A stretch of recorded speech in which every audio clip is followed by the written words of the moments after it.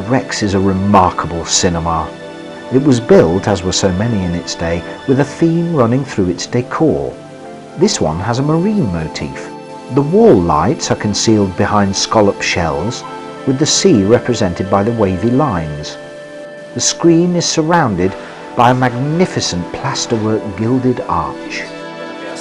Back in the projection room, Ed Morga, a genius at making cinemas work, refurbished and installed the projection equipment, together with all the wiring throughout the building.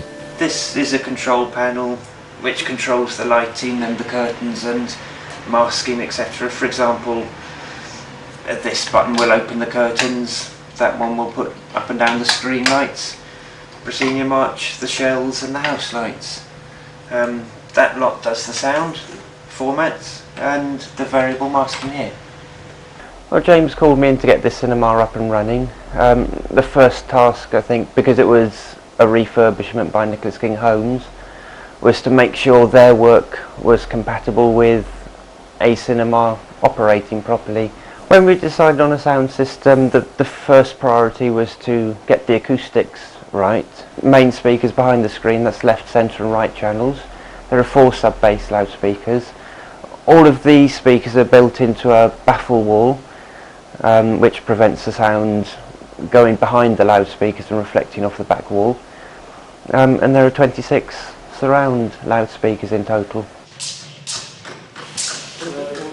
Carpeting the whole floor area was a huge job, but not just any carpet.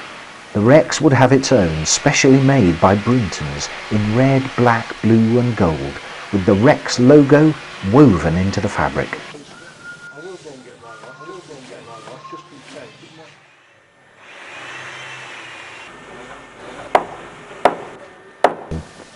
The seating had a lot of attention. James did not want just any kind of seat. They would have to be the best. His research took him to a cinema fair in Amsterdam, where he selected special armchair seats manufactured in France. They would provide the most comfortable seating to be found anywhere.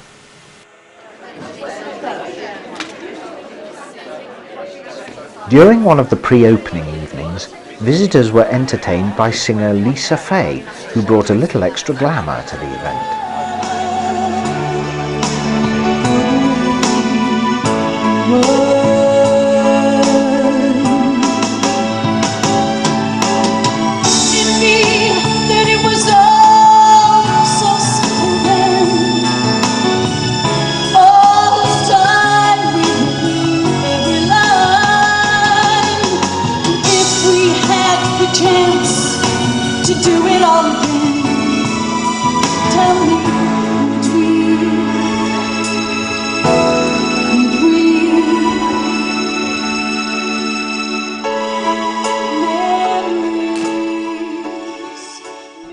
When the Rex closed in 1988 and I walked out of this projection room, I never thought that 17 years later I'd be walking back into it to reopen the Rex.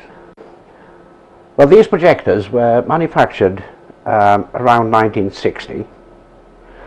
They've been modernized to take in modern sound technology. It is capable of showing ordinary 35mm, widescreen, cinemascope and 70mm.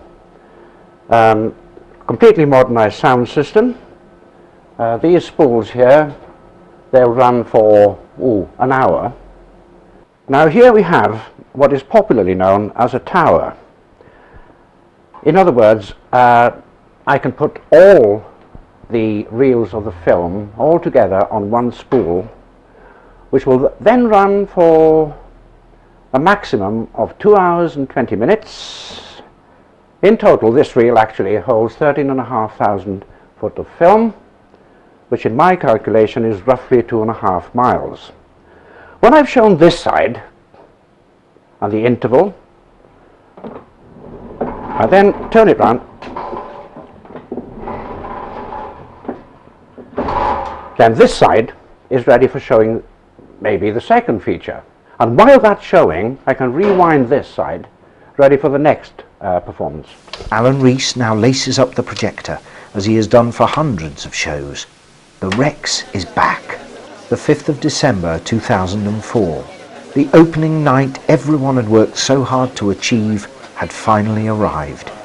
And everyone came, including the skeptics who didn't believe it could be done.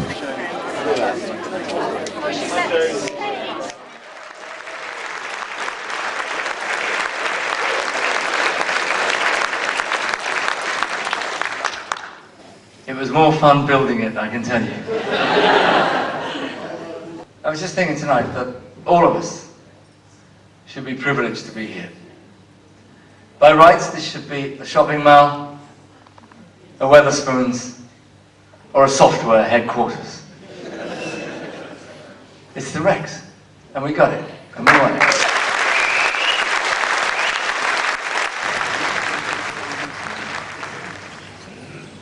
Appropriately, the first movie to be screened was The Third Man by that famous son of Berkhamsted, Graham Greene. Yes.